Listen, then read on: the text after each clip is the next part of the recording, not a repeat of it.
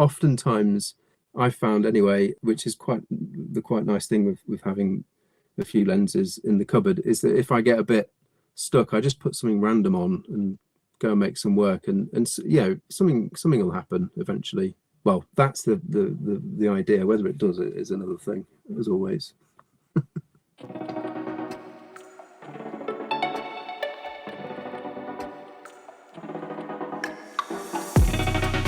Hello, welcome to Prime Lenses. I'm Ian. This week on the show, my guest is Kit Young. In a world where many of us who shoot film either develop that ourselves and scan it digitally or give it to a lab to do both parts for us, Kit is the full analog process. So that means capturing images on his film, developing it himself, and then using those negatives to make enlargements and proper analog prints. Is it a labour of love and time consuming? Well, he says during the episode almost certainly it's a crazy amount of work, but it does mean that his images have a really particular style and look. So I really wanted to sit down with Kit and talk to him. Just returning from Germany, where some of his work has been exhibited, I was really pleased to get to sit down with him for a little while and chat about his process and why he does what he does. Oh, and one more thing. During the conversation, he mentions a particular type of bird sound that is really unusual. You will hear that bird sound. I've added it to the mix, so do not adjust your set when you get to that part.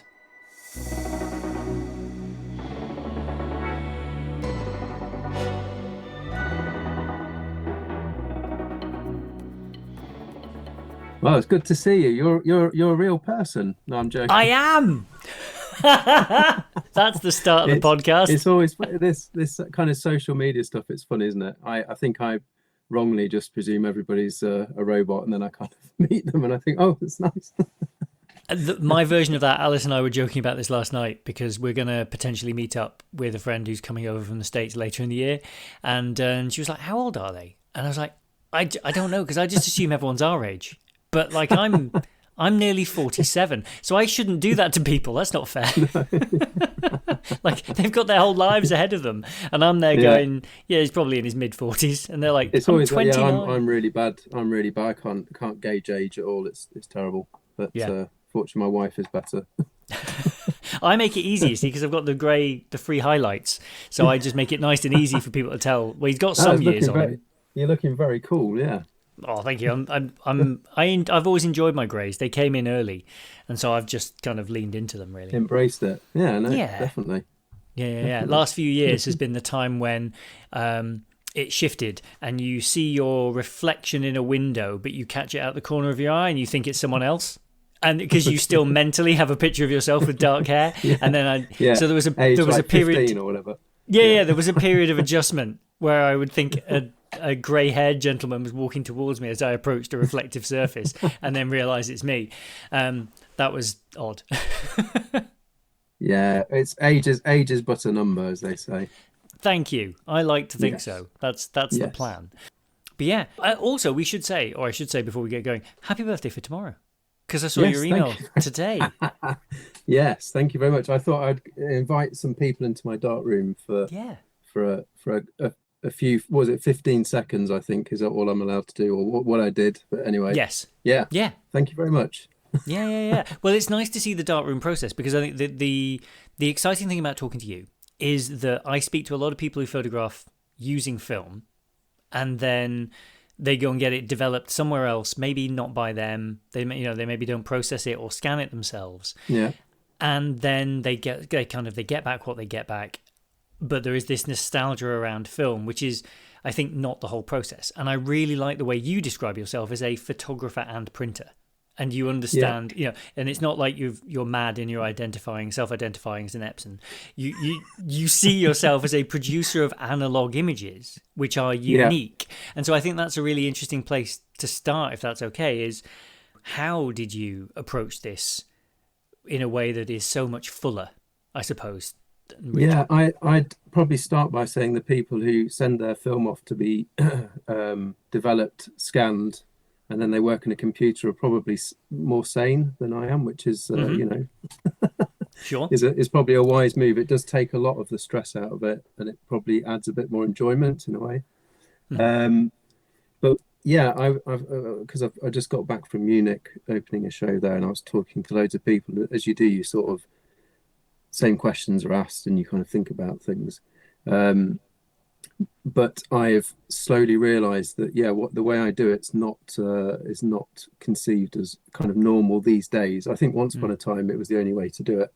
Mm. Um, there's a magical thing called digital photography, which sidesteps a lot of those issues and a lot of the work, a lot of the expense. But I we can talk more about this later on. But I basically I think I'm most interested in the moment. Well, obviously I have to take the picture. I can't deny that Mm. myself. That kind of role in the whole process. But I think the bit that interests me is kind of the gap or the space between after that picture's taken and then the actual making the print. And this is something I kept telling people in Germany, in Munich. Every photograph I see of my work is always on silver gelatin paper. I don't scan anything, which is kind of a nightmare for galleries, for publishers, for anyone who's trying to work quickly and um, carefully. It literally everything I do, yeah, has to pass by an enlarger with the light going down, and then the sheet of paper which I have to physically create the image using my hands. Yeah. Which these days is kind of, why would you do that? But there's something in that process, in that gap, I said, that Mm. space between the taking and the making where something happens. I've flippantly called it darkroom magic in the past. I don't know if that's the right term, but there's something there which I don't understand, and that's what keeps me going, basically, keeps me working. But your images are different looking as well as a result, which I think is Yeah, also powerful. yeah, I think that is a lot of that is kind of locked up in the materials I use. So obviously we all know film and Hmm. developers, you're when you're using a certain film and a certain developer, you're kind of taking the image in a direction. But then, I mean, there's only so much you can do at that point. I Hmm. say to people, it doesn't really matter what film or what developer, and people go, it does. But it's more the darkroom work afterwards, hands, light, contrast grades, timings in baths. In my case as well, I also add some selenium at the end, which kind of gives the blacks a bit more of a punch. Hmm. Um, so yeah, it's kind of it's a very I say it's a hands-on process. Let's put it that way. Yeah, but I think that craftsmanship is the thing that's so interesting to me because as we're speaking on Monday, I'm speaking to a guy called Ian Bogost, I think is his surname, who's written a Okay. book about the small things in life, enjoying the tactility of things, enjoying, Yeah. like everything is so frictionless and so easy in the modern world. And so enjoying the feeling of a coffee cup, or in my case, in a photography case, part of the reason I love my M is because I like holding the thing. I like the way it feels in Yeah. the Yeah. Yeah. hand. I like the way that the paint is rubbing off on the bits that I handle all the time. I like, that it's those things that speak to me to the point where I am reading his book on an old iPad mini, not a newer one, because I don't like the way it feels. Interesting. And I swapped. Yeah. Yeah. Yeah. The old one went to my son, and I just don't like the way the new one feels that I bought 4 years ago, with the square sides and everything. And for me, Yeah. the Yeah. Yeah. tactility's gone, the joy is gone, and so I've swapped back, and I've got the older one, and he's got a newer. He's done very well out of it, but it is one of those things where actually embracing that joy. So I'm curious as to when you say it's very hands-on. I think there is something that speaks to us with using our hands for more of a process. Yeah, I think so. And we all know the modern world now. We're constantly attached and bombarded, and it's hard to switch off. I mean, going into a dark room, it's very nice. It's dark, it's red, maybe some music playing. Yep. But I was talking to people in Munich about it. They said, "Oh, it sounds like it's quite a meditative thing." I said, "Well, yeah, it is actually. I mean, also can be a stressful place if you're trying to get prints ready for shows and stuff. But I think, yeah, I don't think I do it. How can I put this? I don't think I do it to escape the modern world. Hmm. I think I do it because it's for that result. and the most important thing being the actual print, the thing I can touch, which does go back to what you've just said, actually. Um, I, well, I tell you the story now. I have a good friend, and he lent me was it like a monochrome for a month, and he said, "Kit, try this. It's brilliant. It'd be just like your Leica M7, but you don't have all the expense of film development. You can spend more time with your family, etc." So on paper it seemed really good, and I used it for a month. I think I shot like 380, 400 frames with it. Put all my lenses on, so it really was like using my M7. And I was actually really quite shocked that I thought it was going to feel like a digital experience, and it didn't. Honestly, didn't. It felt like for me, apart from the fact I couldn't wind the film on and change the film, which can have its inconvenience, but it also can have its benefits. Changing film, it kind of gives you a split second to stop and think about what you're doing. So yeah, anyway, I used it. I gave it back to him and said thank you, and he thought, yeah, that's great. I've sort of converted him. And then he kind of he rang me up and he said, Kit, you've left all the images on the SD card. Did you download them? What are you doing with it? And I said, oh no, I didn't download them because I can't take them into the darkroom. And that's kind of it was one of those moments where the picture taking part is identical, but for me it's this process of being in the dark with chemicals and paper, which I think that's where the attraction lies. And I think the object as well, as I said. Everyone who's seen a silver gelatin print kind of knows what I'm talking about. There's something about it. There's some kind of magic. I think we can say magic. No, see, that's the thing. I don't think it is, because I think there is a parallel universe somewhere where I'm doing a podcast about painting and you're talking about paint. Like I think there's or you're a carpenter or something. Yeah. I think this is one of my grand theories of the show a little bit when I talk to people, is that being a creative person or being a great sports person or something like that, I'm not sure all of these things are that different. And I think when I talk to creative people, it's quite fun. Like Alan Schaller, for example, did a lot of music and then is an excellent photographer. And I think it's because in part he has approached it like a musician, where he taught himself to do, to look at something and go, that's 1.2 meters. And, he trained himself to know how to focus without really even having to look, right? That is applying a musician's practice to, the rest of us, when it gets dark, sit at home and go, well, there's nothing I can photograph now. I'll have to wait until tomorrow. And Alan was like, no, I know what I can do. I can do this. And that helps elevate him in certain regards. And I think what you're talking about, I wonder if it, to some extent, would be almost too easy for you shooting digital now, in a way. Yeah, and I I can't really use Photoshop. Right. I mean, I can sort of crop my print, move the sliders for the levels. I mean, just basically get it to look sort of. It looks nowhere near like the print, but it's sort of similar. But it doesn't really interest me. I kind of like the not knowing. I think like the unexpected, the unknown. There's another thing we can talk about, but I was saying in Munich, I don't know how many people walked out the gallery after I said it, but I was talking to a group, and I said, this idea of like pre-visualization, I do not agree. I just don't think it's possible. I think it's impossible, basically. So I think as a photographer, you're sort of casting a line, but you never know if you're going to get a bite. I at least, any of the pictures, if I take a picture, I think, oh yes, decisive moment, I've got that in the on film, amazing. I'll develop the roll of film, I'll hold it up, check it, and I only make the contact sheet, make a test print, but it's always rubbish. I don't know why. It's the ones I don't remember taking. They're the ones that interest me.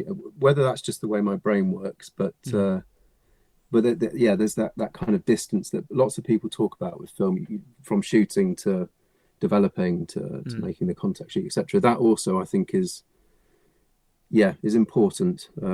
Working quickly is not my goal. No, but I think you can miss it, can't you? You can miss, Joel Meyerowitz is off re-releasing or releasing work that 30, 40 years ago he sort of passed over. And Yeah, actually, yeah, some of no, it's really exactly. interesting. Yeah, I've set up a newsletter to go out in a couple of weeks, and it's work that I shot in Paris literally a decade ago, which I Right. printed a month back. Also in Munich at the minute, the show there, a lot of the work is of New York, which is my honeymoon with Hmm. my wife. We went there. I might have snuck a couple of cameras in a bag. I didn't take any film and a couple of lenses. Uh, and as soon as we got there, I went straight to B&H and I went to the guy at the counter. And I said, 80 rolls of film, please. And he came back but he only bought eight. Okay. And I said, no, no, 80. I said, I'm here for 5 days. I need more than 8 rolls. And he was kind of like, you know, 80 rolls. So anyway, I did shoot the 80 rolls in the 5 days on my honeymoon. Wow. Uh, I don't know how, but I did. And that work I made in 2016 when I got back, um, I then sort of I showed some people it and stuff. But then recently I thought, I can actually take these negatives now with all the time that's passed and the experience, Hmm. etc., and actually do a real job of them. So I reprinted it all. So I mean, in a way, that work was made in 2016. You could say I made some proof prints. I've kept them because I thought maybe one day it'd be quite nice to have a room somewhere where you can see the one I made as soon as I got Hmm. back, and then with time the ones that I'm now exhibiting and selling and stuff. But yeah, that I say to people that took me 10 years to print that work, which is it's part of the problem of a skill we're using our hands. I'm far from being the best printer on earth, but I'm always every session learning something, and it's Yeah. just gaining this. But it's the same, digital photography is the same in this regard.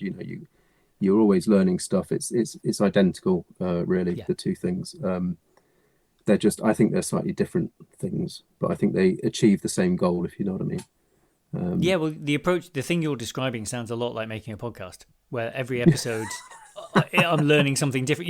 Because Yeah, I'm about to release episode 125, right? And it's the same with your rolls of film. You've got there quicker because I'm only releasing one a week, but the principle is the same, I think, which is that every time you do something, you either yeah, do it better than last time or more comfortably or quicker, yeah. or something happens, sometimes happy accidents, or you do something and then you're like, oh, that's interesting, I or like maybe it that. didn't come out quite right. Yeah, That yeah, yeah. Yeah, that's why these conversations I think are so powerful, right? No, no, I think you're spot on. I just this kind of this notion of a photographer being like an all-knowing, godlike presence with who takes 100 amazing photos. I don't buy it. I think Yeah. that we're all scrabbling around trying to find something.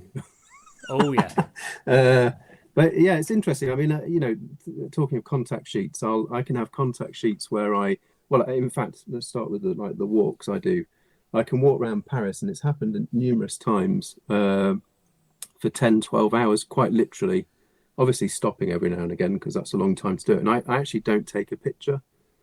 And then, maybe at midnight, there's a print in the show in Munich now. I just took this picture, and it's like one of my most sold prints. It's been exhibited in America, Mm. in Europe, and it's just fascinating. You have no control over these things, but then equally looking at contact sheets, you can pick nothing for a whole contact sheet. Then suddenly you can pull a contact sheet up. There might be one or two, and then you can pull another one up, and there could be like 15 or 20 frames which I print, and then go into exhibitions, go into booklets, whatever. But it just fascinates me how it's never. People say, "What's your hit rate?" And I say, "I'd rather, I'd rather not talk about that because I shoot a lot of rubbish to get just something decent. But I think this is a Yeah. case with it's most people are like this. I think it's the way. But yeah, this idea of pre-visualization I struggle with. Hmm. And I'm now speaking up about it. I think before I just shut up and kept it to myself. But I want people to know, when you're stood there, you don't always know, and certainly I don't. When Yeah. I'm taking a picture, it's it's a bit of a lottery. Do you keep notes while you're doing it as well? Because I've done some stuff where when I've dabbled in film and I've been getting back into it this year, and I had a camera with a focusing fault. So I was taking Right? notes as I was making the pictures of like what I'd Yeah. used and what my settings were, so that when the image came in, I could look at it. And that actually was a practice that has proven to be quite useful, and I've kept up Yeah. for just now. I'm using a camera that's got, my R8's got a great reliable meter in it, works brilliant, it's built like a tank. But I still do that because actually it's really useful. Do you do anything like that with yours? It's like the EXIF data, isn't it? Yes. It can be quite, Yeah. it can be Yeah. quite interesting.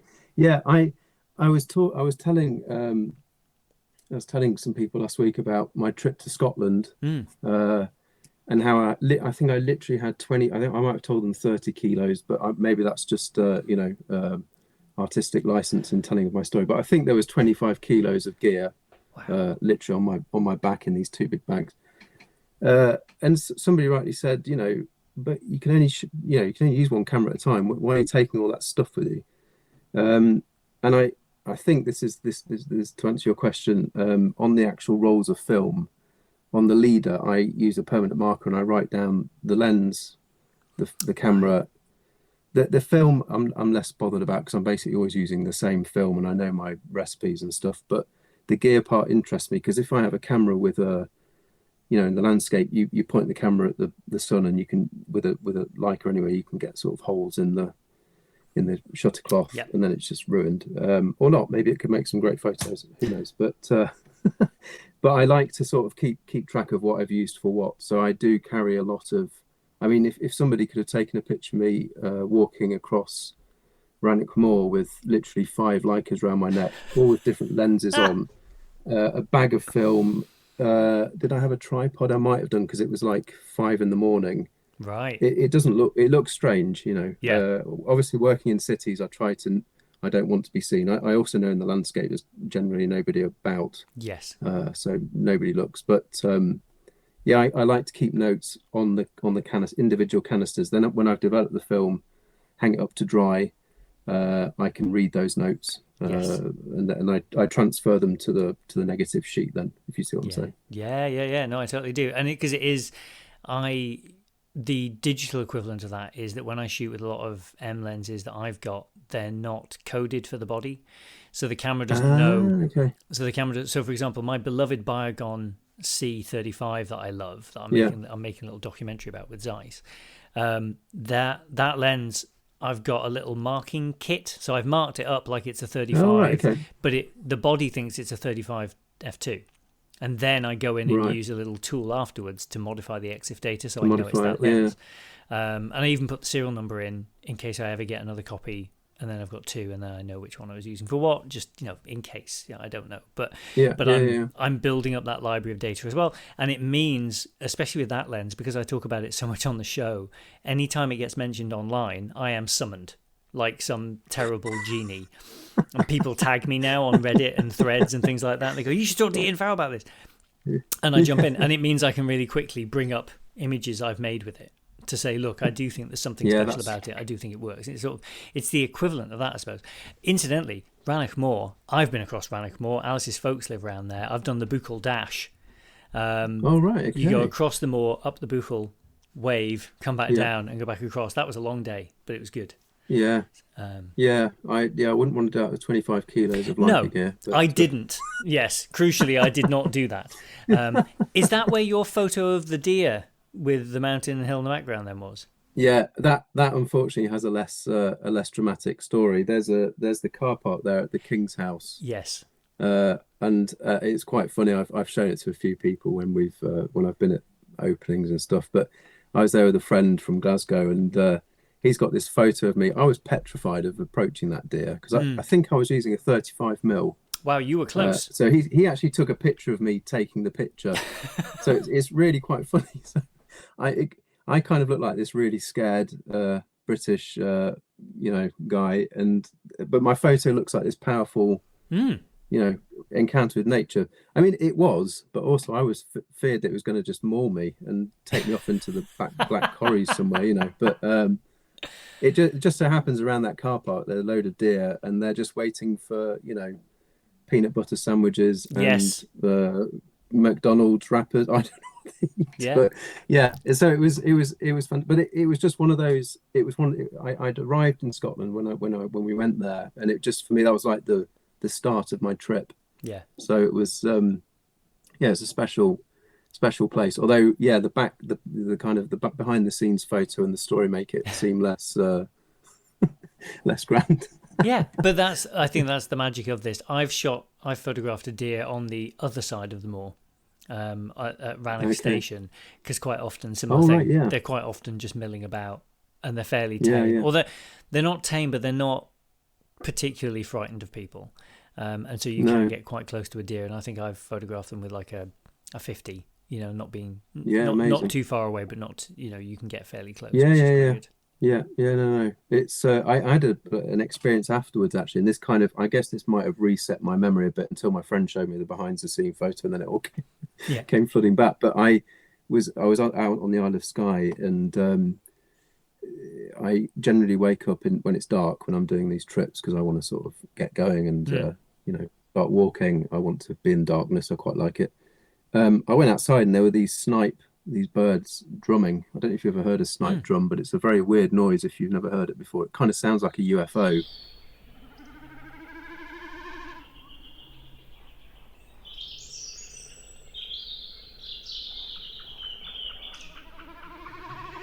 So that kind of intrigued me. And then I woke up really excited the next day thinking, oh, they're going to do it again. And I went out of the cottage I was in into, darkness on the Isle of Skye. And I was kind of walking with my cameras, and I just when you kind of feel there's something around you, and you kind of could get this, you think it's a ghost or something's following you, whatever. I had that feeling, and then I kind of focused on my surroundings, and I realized I was like surrounded by sort of 10 or 12 of these massive deer. Wow. I was kind of walking with them. It was really weird. Wow. Yeah, no, it's really odd. So I kind of, that's my like amazing memory. So I've sort of tried to infuse that with the memory of Glencoe, but unsuccessfully with this behind the scenes photo. And now I've just told the world as well. So I feel like if you tell the stories enough, I always liked Stan Lee used to do this thing about the origin of Spider-Man, where he'd say, "I've told this story so many times it might be true," and I feel like that's yeah. I think with okay. time, I'll just modify it a bit and mold it into the right kind of shape. Yeah. Well, on the subject of Scotland, it's one of your things on your website. You've got a bunch of projects, and some of them still say work in progress on them. And that was one of the things I wanted to ask you about is if you're not going in with a very strict, here's what I'm going for, I need this many, if you're taking like 300 odd shots a day using a quick back of a fag packet bit of maths from like shooting film in New York, when do you know when your project is done? Do you know? Like, do you just find a point when you're like, this, I'm now full? And so we have to be careful with words here. Okay. A project is not a good word. Okay. I mean, it is after the fact, but I think I went to Scotland with all this stuff and all, but I didn't know I was going to make anything, if you know what I mean. I just go there with the hope, which is not a good. Well, it is a good way to work, but it can you can also come home with nothing. I've come home from Munich with no film, not one shot. But yeah, Scotland. I was walking like 12 hours a day, non-stop. Changing locations, trying to sort things out, and it was quite funny at the time. On Instagram, I was just sort of taking pictures at the end of the day of the film I'd shot next to the cameras, And I think like a few people the first time they go, "Oh, that's great," and then but after sort of was it 6 days I was there, they were just like, "Kit, what are you doing?" Like, this is some days it's like 15 rolls, 25 rolls, but yeah, I didn't know I was going to do it. And anyway, I came home. I couldn't really remember anything about the trip. I actually hated it when I was on my last day. I just wanted to get. I said, "I'm done with this. This is nonsense. It's too much work." Because people think walking around with a camera, but when you're concentrating and you're trying to also lose yourself, because I don't want to think about too much about what I'm doing, which is probably why I shoot so much rubbish. If I was a bit more strict with things, it would be less of a problem. But I got home, made the contact sheets, and this is how I generally work, just putting kind of lines on the interesting frames. Then I leave them for a week or two, do it again, and over time I've got these contact sheets with these one diagonal line on it, you see. Then I'll start printing a few things, generally like the ones that I go, wow, this is amazing. This will make me the most famous photographer in the universe. I make those prints, and then generally they get taught. Well, I never really throw anything away at this point, but they're the prints afterwards. I kind of think, nah, it's not interesting. Actually, it's the frames I find later on, which really kind of stick out. But anyway, after I've got this line like this on the contact sheet, when I've made the print, there's a line that goes like that. So it's kind of an X on the contact sheet when I've made the print. And I was doing this anyway, like 2 years. I could probably go back in there now and pick another one out and start, making a print. But then obviously from getting from that first version, as I call it, like the first draft, to then there could be sort of 10 different versions till I get to the final one where I'm happy and I think, this is where I want it. That can take, it can take 2 years, or in some cases, I mean, there's certainly a print in Munich which took me a long time to make. I think I said 2 years actually. I had all these different versions. This is kind of the printers. The photographer's kind of spontaneous, just walking, snapping away willy-nilly. And I often tell this story as well. And the printer is more like this kind of mastermind of trying to find the photograph and how can I generally take this overexposed, badly framed shot that this photographer who has no care in the world has just snapped away, and how can it be sort of crafted. And I told people in Munich, I told people in Wetzlar as well, that an artist taught there, I said that the photographer and the printer, they're not friends, right? They don't like each other, because it's kind of, it's trying to, I see it as two separate steps basically. But it's from a trip, I'll get I think from Scotland there could be, I shot 180 rolls of film in the 6 days. I think there could be, it's hard to say exactly, but I would say between 200 and 250 like final prints. Right. So there's enough to fill, a number of galleries. I mean, whether the galleries wouldn't want them all, but sure, the stack of work is there. But certainly when I left Norfolk, I had no idea I was going to come back with all this stuff, which is nice. And I guess it has sort of, you could say it's turned into a project, but I try not to use the word because I don't want to stress myself out too much. And, I hope to make it back up there because it's just an amazing place. Yeah. Not that I want to split you into too many personalities, but is there then an editor as well, or a curator who is then receiving that work? Yeah. Yeah, in my case, I'm very fortunate. I work with galleries in America. The main gallery in America is in Tulsa, the Hewlett Collection in Tulsa, Oklahoma. And I can generally send Michael there, the gallery owner, a load of work, and he has a very good eye, and I trust him, and he can sort of say yes, no, yes, no. Right. Obviously, if I send the same collection of photographs to another gallery, they will also they don't always pick the same ones. So there is kind of there's something there which comes from, but I like to get an outsider's view on the work. Certainly, obviously, if it's exhibited, it's not me saying this is what I'm exhibiting, you're putting this on your gallery wall. That's really not how it works. It has to be a two-way thing, and obviously for books, when I've self-published but also working with publishers, you need that input. I think it's important. I kind of focus on this kind of series-based concept of photography, which I enjoy because I can sequence the work, which works for me. It's not about putting like a masterpiece. It's more like trying to write a sentence or a poem. You need full stops, you need commas, you need capital letters, you need all these literary devices. You need them in photography. You can't just put, well, you can, I suppose, if you're a master of photography and you you can have a book of masterpiece. But I'm more interested in creating a feeling. For me, I think that's what photography is. I mean, it's certainly what I was sort of taught in France when I was sort of getting to grips with it all, is this idea of photography being like an evocation of something. It's not the thing. Right. It's an evocation of the thing, which probably sounds more French than it needs to, but I do truly believe in that. And I think that this is where the darkroom work comes in. It's trying to take this like blueprint of the negative and trying to push it to an extreme, to push it in a certain direction. Yeah, I think.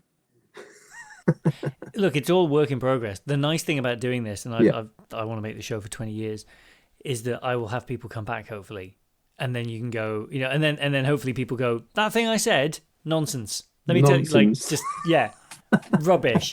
Let's. It was Yeah, actually this all along, and then 5 years later it'll be something else. So I think that is the other part of this, I suppose, is that yeah, it's like you've alluded to with your work, where you've come back to it a decade later, and you're making different versions of the same thing, which I think that's brilliant, to revisit it and to go back yeah, to the beginning every time.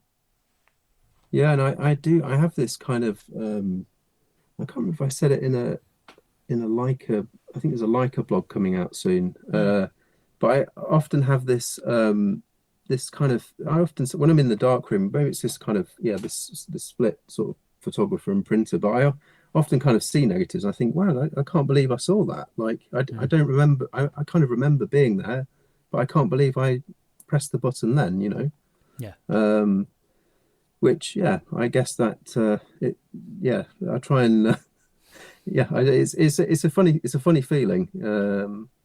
But yeah, I think it is important to have this notion of, was that me? I think, like I said, if I get this feeling of having nailed something, it always invariably just goes to pieces. I have definitely had those moments where I felt like a edgy motherfucker, like pressing the button. I'm like, yeah, I got this. And then you get home and, like you said, it's just not, because Yeah, I try not to look when I'm doing it because I want to stay present. And so I'm trying to use things that I trust the system, I'm yeah, trusting the yeah, machine I'm using, I'm yeah, trusting my eye. But that also means that because I'm trying not to look at the back of the thing every 5 minutes, that if you yeah, missed yeah, it, you yeah, missed it. But I think that's fine, because most of us aren't doing this either. I'm not shooting a celebrity where that's got to be the cover of the magazine. Of yeah, course, I wouldn't do it like that if I was doing that. yeah. That's not, No, no, because for sure. that's a different thing. But if you're trying to capture things that you encounter, and in my case, a lot of my personal photography is family photography, and I'm a tourist. I talk to photographers. I'm not a photographer. Like, there's a distinction there. That's part of the reason I think I can do this. So in that regard, it doesn't matter if I missed it. Kids will do a wheelie Yeah, another day. Like, I don't yeah. need that But pressure. do you know what? I have the exact same approach. I mean, I said this in Munich, and the kind of it was an artist talk, and looked kind of some people went, you shouldn't say that. But I rarely carry a camera. Hmm. I think when I've got the thing, I want to be able to know that I can, you know, lose myself and sort of Right. obviously when I'm with my family, yeah, sometimes I have a camera, sometimes I don't. But I think, yeah, I rarely carry a camera. You hear people say you must take it everywhere, which I get. I think probably I used to when I lived in Paris, but Right. probably living in Paris is where a lot of the photographs that are now being exhibited are Yeah. Paris ones. And had I not had the camera with me, yeah, maybe I wouldn't have made the shot. Well, I wouldn't have made the shot, but I have the same approach to you. If I miss something or I don't have my camera, I just say, you know what, it's fine. Yeah. I made a few masterpieces, so the photography gods will one day deliver. Well, I think it's, Which is you could meet Paul McCartney out having his lunch. He doesn't have a guitar on the back of his seat, does he? no, Like, I think there comes a point. Yes, take a camera everywhere with you when you're starting. Like, I've got friends, I always encourage them to get a camera that they'll use oh and yeah, that yeah, they can put in a bag. But there also comes a point when you've been doing this for a certain amount of time. I don't want to, like, you don't have to there comes a point where you don't have to have it with you all the time. If it's going yeah. to get It's stress. like thinking about the camera, and Mm, all this stuff.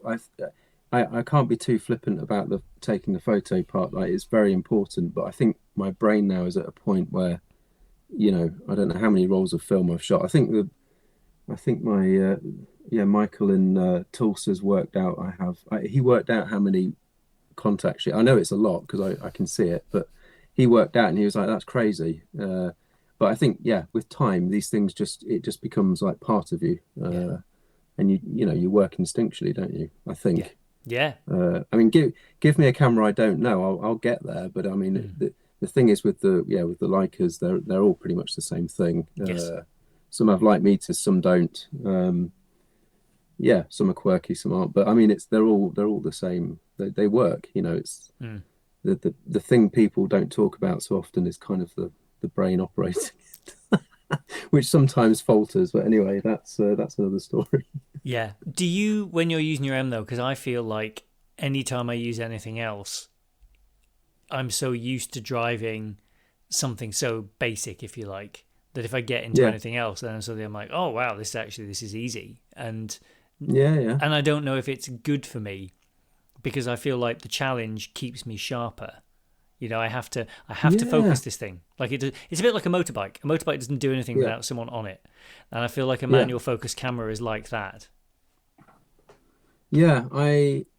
So the first time I ever looked through a Leica was it was a friend of mine, now sadly passed away, but we were in Norwich Market near the county hall, and he sort of handed it to me. He said, "Look at this kit," and I kind of just looked through it, and I just went, "Wow." I think I said to him, "It's like looking through. It's like being in a tank." I think that's what that was my comment at the time. Was like this lens sticking out of it, and I could sort of see everything. People walking into these like frame lines Yeah. floating there, and I just thought, this is like, because I was used to looking in a tunnel, and I Mm. still do sometimes for some things because I can't do it on an M using a 600 mm lens, or Right. longer is just not doable. Yeah. But I then sort of had this experience. I thought, I really would like to try this. You know, it's actually quite nice watching stuff come in. It feels more like you're in control of, where you're pointing the camera and stuff. And so I went to a shop and I said, look, I was looking at this. My friend, you know him, he's got this Leica, and he went, oh yeah, yeah. And he said, well, yeah, we'll try this. And he sort of flogged me I can't remember the exact model. It was a Voigtlander Besser Oh right. Yeah. something or other Yeah. Yeah. film camera, and he just like put this 50 mm Russian lens on it, and I kind of used it, and I was like, wow, this is sort of, I can see these frame lines, Yeah. but the lens, I think these lenses, they're kind of they vary a lot Yes. from copy to copy. So any straight line was kind of wonky in the Hmm. one I had. There are people out there who swear by them, and I'm not going to counter Sure. that here. I just think the one I had was dodgy, and also taking taking the picture on the Voigtlander. Sorry for anyone listening who likes Voigtlander. I don't hate it or anything. It's just I was used to this very quiet shutter of this M2, and this Voigtlander it seemed really loud in comparison. So I Mm. sort of went back. I said, look, this is not quite right. And the guy in the camera shop in Norwich said, oh, I'm glad you noticed that. Right, here's a Leica M3 and an Elmar. And it was in amazing condition. I wish I could hold it up now and show it to you still in the same condition. I can't because I've knackered it. I mean, it still works fine, Yeah. but it's been through the wars. It was quite a late one, Hmm. and I think I paid 450 quid for it with the Wow. lens. Wow. With the Uh, lens. Wow. Yeah, and that I kind of say to people, that's when things really went a bit wrong, because then I just had this obsession with this. Because I mean, they're amazing cameras, and that Yeah. Elmar lens. To talk of a lens, that I don't really use it very often anymore, but that was the one that Yeah. really, yeah, got me started. Um, yeah, yeah, it was all downhill from there, or uphill. I don't know. Yeah, it all went wrong anyway, and then I was shooting one roll of film a month, and then yeah, I was buying 300-400 rolls a year. Yeah. Some years I've shot. Yeah, it all went wrong after having this Leica anyway. So they're expensive cameras in more than one way. Yeah. Just so I can calibrate the maths. Are you shooting 24 exposure rolls or 36? 36, but I'm squeezing about 39 frames off a roll. Right. Okay. Because that's the great thing with the Leica. People don't really talk about it, but if you load it in a certain way, you can get more. Yeah. As long as you close the back and sort of do the test with the tension rewind knob thing to make sure it's all locked in, you Right. can start shooting at frame, before frame zero, Right. actually, I think, Minus two and or you can three. keep going. Yeah. Yeah. So Nice. it's economical. Yes. Well, which is not a phrase people use in relation to Leica very No, often. no, certainly not Tri-X film either. I don't know how much it is a roll these days. I have a way of doing it, and people over the years have sort of commented on the silliness of it, but it's Hmm. worked for me. I generally buy sort of 400-500 rolls, put them in a cupboard, and then I forget how much they cost me, so I can sort of just get on with the work. I think if I was buying them weekly, I'd be sort of going, oh my word, this is Yeah. crazy. But every time I do this order, the prices, yeah, Yeah. It's crazy. When I was living in Paris, I was paying €2.10 for a roll of Tri-X, Right. which And is about, well, at the time was about £1.70 or something. yeah, It must be, I don't know, it must be 15 or 16 quid now yeah. I was for a just roll. thinking, Yeah. blimey. But yeah, I had these big shopping bags, and I'd sort of get on the metro with 400 rolls of film, and yeah, the good old days. That was a golden era. Have you not considered? Yeah, Well, I was going to say, have you not considered Ilford? But I suppose they're still not cheap. Ilford. Yeah, no. I use mainly when I was in Paris, it was mainly Tri-X Mm. and T-Max Okay. 400, which I Yeah. like to push to 1600. I can't remember the developer I was using at the time. It was a Tetanol. Mm.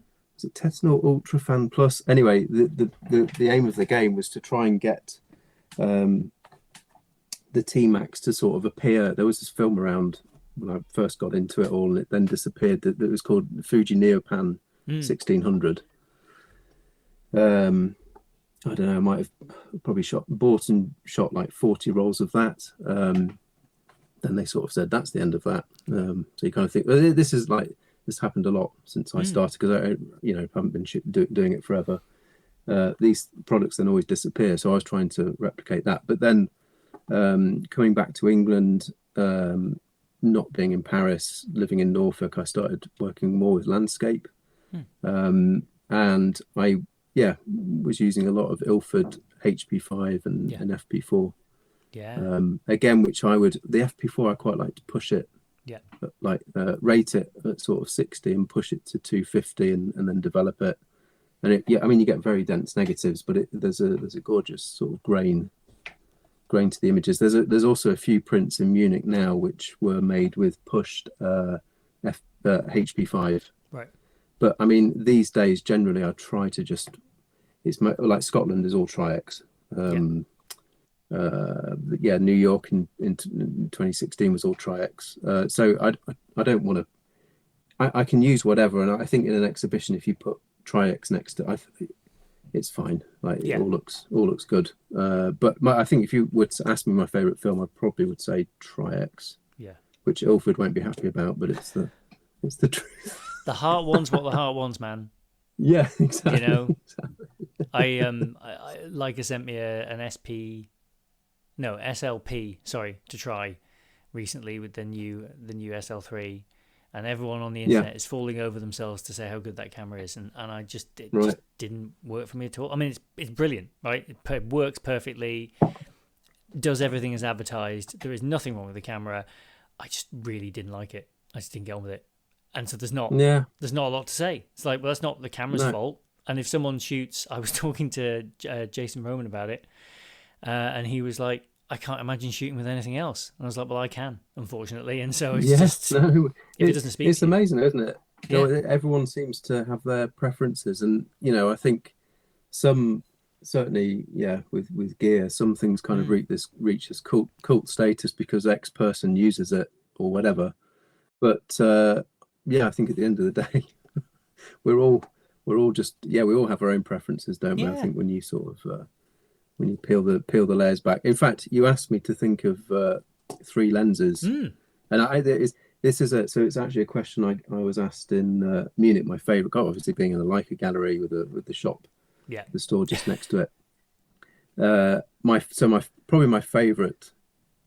Well, favorite, yeah. Let's start with that. Maybe my favorite focal length is a 50. So I think I have maybe 7 different 50mm lenses, which is excessive. I haven't necessarily bought them. Some have been given to me, etc. But yeah, my favorite 50, the one I would probably, if I had to just choose one, it would be it. Is the Summilux aspheric, but not the close focus new one. It was the sort of the 2000s, is it? Yeah. I think something like that. I think I might have bought it in I can't remember when I bought mine, a while ago. Anyway, that's the lens. If somebody just said take, obviously I'd rather carry 25 kilos. Of course. And then 3 lenses you don't even take out the bag, just to teach yourself a lesson. Exactly. But I think a 50 in a city is perfect, and in the landscape is also I could work with that Yeah. forevermore. I think I'd be happy. Yeah. But there's this thing as well of sticking different lenses on cameras, and then you sort of do stuff, and then you think, wow, that's actually really good. I wouldn't have done that if I hadn't have stuck that lens on there and tried that. And I think with rangefinders, well, certainly shooting at analog, I have no idea what it's going to look like. I have no idea if I've hit the focus. There's quite a few of my photographs where I've focused the camera, often in cities, and I've then taken the shot, and I look on the contact sheet, and I've actually, in between focusing the camera and taking the shot, just like whacked the lens and knocked the focus off. Right. Taking the shot anyway, but it turns out that it's a shot which works. Which again is this kind of embracing the unexpected, the unknown, and all that. But yeah, knocking the lens is quite easy with an M, I find. Yes. So yeah, that 50mm Summilux, if you knock that, you can get some brilliant results from it for sure. I shoot a lot 35, and I found Right. that in Europe that works, and in America it doesn't. Right. And the first time I went to the States, I decided, or with my M, I decided I would take it, and I would just take my beloved 35, because who needs more than 35? Immediately, everything is so far away and everything is so big that you just had too much. There was too much city, and you were, the streets were so wide. Whereas in Europe, that was kind of the perfect. The reality of the space meant that it worked better, which I thought was quite interesting. It's very interesting. I did a project in Chicago in I think it was 2023. I had to stay in the Loop of Chicago, which is a district in the center. There was a photographer in sort of the 80s who did this, so I can't really take credit for being original here, but I like this concept of putting it. I mean, I've done it in various places, but I also wanted to see what the Loop looked like now as well. So there's Ray Metzger did a similar thing early on in his career, and it's just amazing. I was just amazed. I mean, one side of the Loop would have was walking with another photographer at the time, would have this corner of light. I think we worked out, because I was there for 3 days shooting this book I ended up making, but it had light on it for like 30 minutes and then it was gone. That was it. Right. And then it was like literally, it was like doing night photography because of all these buildings, And I mean, I'd been to New York, and I definitely in New York, I had the same. I think I took a 35mm. I didn't even put it on the camera. Maybe one night shot I did it on a over the East River with this person close to me. But otherwise, I was just shooting 50 and 90 because I felt everything was just massive and everything's far away. It's interesting that. But then, I think in Paris, a 50 is perfect, or even 35. I guess you could. 28. I've always struggled with 28. I don't know why. Landscape is doable, but cities not so much. But that's probably just me. But I kind of get that. In New York, a 35, or in America, a 35 would be just insane. It's like having a 15mm on your camera. Yeah, exactly. I was in San Francisco, and it just didn't work at all. And when I went in to see, shout out to Wayne in the Leica store in San Fran, I said I was a 35 person, and he just looked at me in a way that was like, but why? Like he couldn't. Because the M is also built really for the 50. Like the way the frame lines work, the way that the thing that everyone talks about where you can see the outside of the frame and the inside of the frame, that doesn't work as well on a 35. And on a 28, you're right up against the edges of the window, so it can be quite hard to live with. But it was just funny. He just looked like confused at me. Like spot the foreigner sort of thing. Yeah. Well, I was trying to sell him on the virtues of European cities. And he was right. Okay. Yeah. Well, that's right. He'll come over to Europe with his like 135mm and won't know what to do with himself. So you don't. Yeah, you see, you don't need it. You don't need. Actually, I have on the subject of lenses, I have it right here. I have my 100 Apo, but it's an R lens. Oh, wow! This mounted on an M or on a modern digital M where you can actually see what you're focusing. Yeah. Holy moly! Because it's macro and like standard Wow. 100. Yeah. So, oh mate, this lens is something else. Yeah, that It's all that emotion with. I'd like to try that one. You could you can pass it to me through the screen, Yeah, and just I'll through the yeah, camera. there we go. There we go. Yeah, Yeah. well, actually, I bought the Apo thing. Well, a few people said to me, "Oh, it's kind of a digital thing. You know, you don't need an Apo lens." So I kind of avoided them. Mm. I think Leica UK sent me a was it a 50 f2 Apo, Hmm. and I loved it, but for me, it wasn't. My Summilux is, just my Yeah. favorite. Why, I don't know. It just is. But before I went to Scotland, I bought myself a couple of lenses just for the trip. So I bought the 35 Summilux, a spheric, but quite an old one with like a big plastic hood with Yeah. like a triangle cut in the corner. Yeah. That was the one I took the picture of the deer with. But the other lens I bought was a 75 f2 Apo lens, and I didn't use it before I went. I literally just went there and snapped away, not knowing what was happening. But it's yeah, a lot of the prints I'm then made and share with people, etc. through exhibitions that were made with that lens. And I mean, so yeah, 50, 75, there's not a huge difference, but in the landscape, I sort of was talking to a friend about this. I have a Noctilux as well, which is Yeah. Wow. it's a crazy lens. I Yeah. can't I don't like using it because it just scares me. It's Yeah. kind of like a big boy's lens. I think you need to know what you're doing with it. I have no idea. But this 75 is kind of a similar result with like the separation, especially if with landscape work, it works really, really well. So that might be my second lens. But yes, Apo lenses, I'm now sort of semi-converted. Well, I also have a 135. Is it 3.5? The Apo? There was I think there was a 3.4 and an f4 that was later. Yeah, 3.4, Yeah. 3.4. That as well is just brilliant. Yeah. Again, for landscape work, yeah. Far beyond my capabilities, I'm sure, but it's fantastic. Yeah. So I have had to, that. yeah, Apo lenses. Yes. I now sort of, yeah, I'm kicking myself for being a bit negative at the beginning. But anyway, yeah, no, I really enjoy them. Former guest of the show, Minxie White, when she was starting to take photography seriously, asked a friend of hers because she was getting a bit of people were being a bit dismissive of her as a photographer, and so she wants to a friend. She just, in a moment of weakness, she was just like, right, what lens do I need to get that when I walk in the room, everyone will shut up? And they were like, oh, it's the Nocti. So she just got a Nocti, and then she walked and she learned to use it really well, and everyone shuts up now because she's like, yeah, everyone runs out. Everyone runs out the back door when they see one of those. Well, things. it's because if you can focus one of those things, then you know. One question I have for you, and then I will let you get on with life. The 3514, because I have a 3514. It is, not to trigger you, a Voigtlander. Used to belong to Tiffany Rubert, if you know her. She's a French film photographer. Yeah. So it's Tiffany's old lens. Okay. And it's wonderful. But I was curious because I don't have any lenses that go that fast. And so I was curious as to what I could do at 35 with a rangefinder with that kind of separation and that kind of speed. It's beautiful for black and white. Are there any things that you would say I'm missing if I'm like, oh, you should try? Because for me, like, I like portraiture with a bit of space around it. So the thing that people do with like Q's, where they have a really fast lens, but it's wide.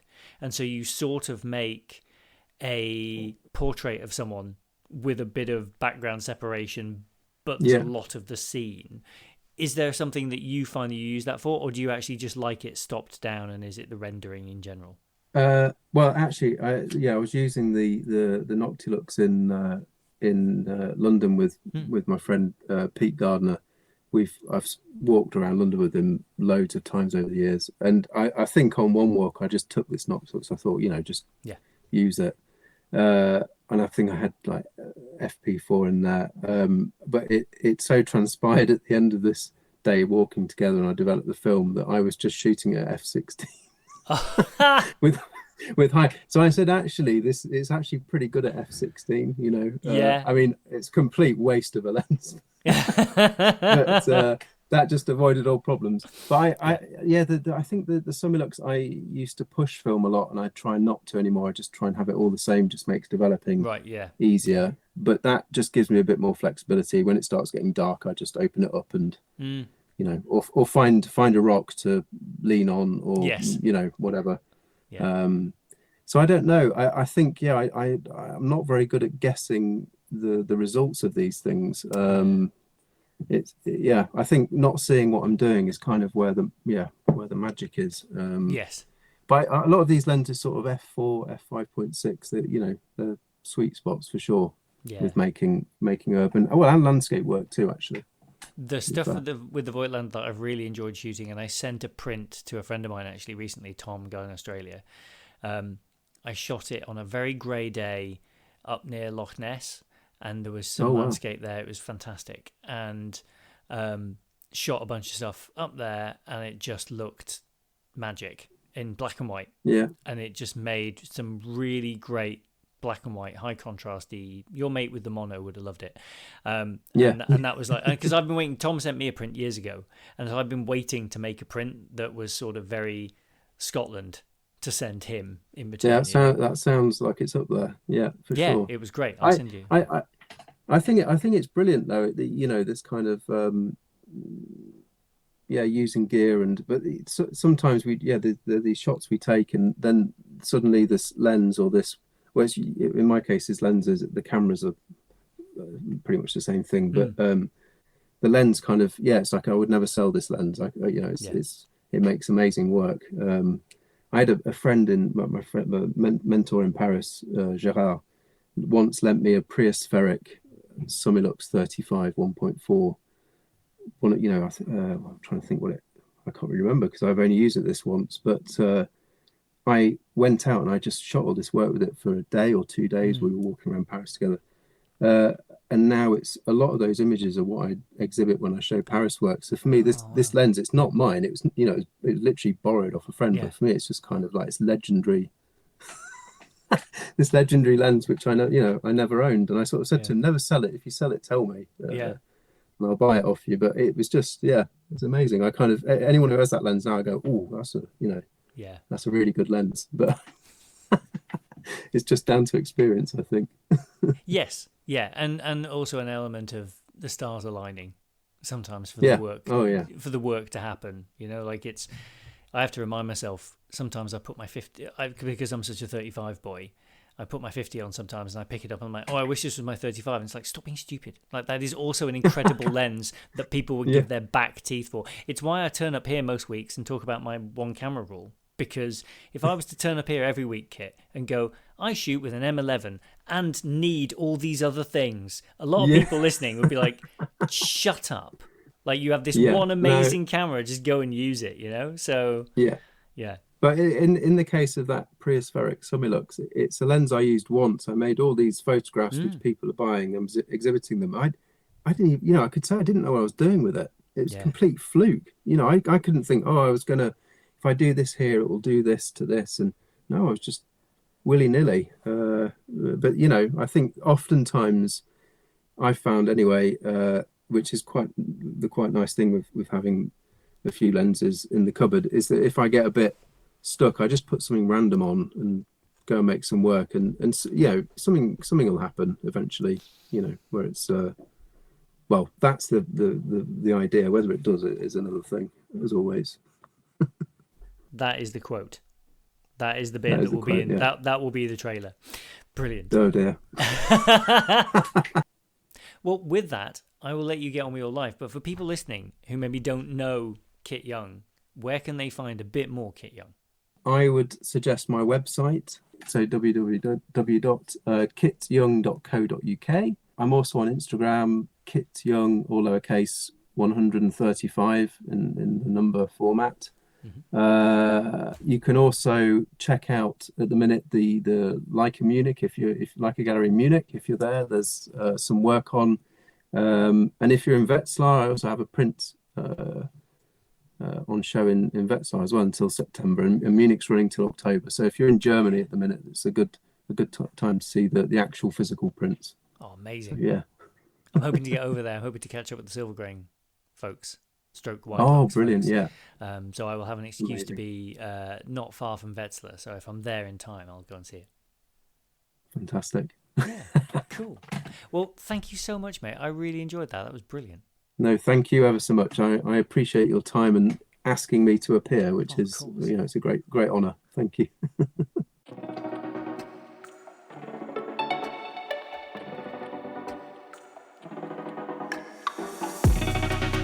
A very big thank you to Kit for being on the show. It's always nice to actually talk to someone properly when you've been chatting back and forth on Instant Messenger and sort of, missing each other, ships in the night for so long. But he was fantastic company, and I really, really hope that I can encourage him back onto the show at some point in the future. If you enjoyed that and you're new, don't forget that you can like and subscribe to the show wherever you get your podcasts. So that's Apple Podcasts, Spotify, YouTube Music, Amazon Music, all those usual places. Please do feel free to leave us a review or a star rating, and my DMs are open. And as I say most weeks, hearing from all of you is absolutely the best bit. Although I will say chatting to people who are as fun as Kit is also really good as well. Shh, don't tell anyone. Right, well, head to the website, have a look at the merch store, subscribe to the podcast, and listen to some back issues. Back issues? Previous episodes. Let's go with that. This outro has run its course. Have an amazing week, everyone, and I will see you next time. Bye for now.